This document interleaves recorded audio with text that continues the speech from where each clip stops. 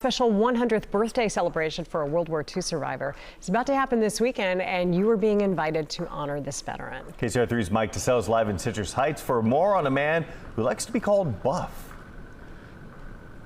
Yeah, and good morning. And this story came to light when another veteran came up to me on another day, a different day, and said, "You have got to meet this man named Buff. So let me introduce you to Buff. This is Francis Buffkin." Again, he prefers that nickname of Buff. He's a World War II veteran who actually lied about his age at the age of 17 in order to enlist in the military instead of working on the Mississippi cotton farm. He went on to be a left gunner on a B-17 bomber. That plane would ultimately be shot down during the war. He and his crew had to bail out. They would be captured by the Germans. He went on to survive 13 months as a prisoner of war, and his daughter calling his sense of service to this country symbolic of those from the greatest generation.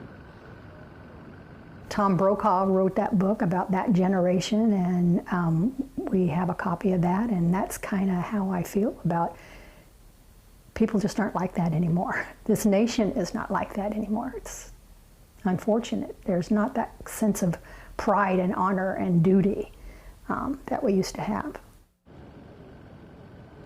And like so many other World War II veterans that I've talked to, when I ask, if he would change anything or why he did what he did, he said he was simply doing his job during the war. So if you'd like to honor, thank, or just stop by and say hi to Buff for his service to this country, a neighborhood party is going to be held Sunday, 1 to 4, outside 8044 Linden Lime Court here in Citrus Heights. And by the way, I did ask Buff if, based on his life experience, he had any words of wisdom for us younger generations.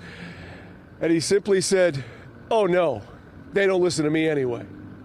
Mike DeSalle live. Wow.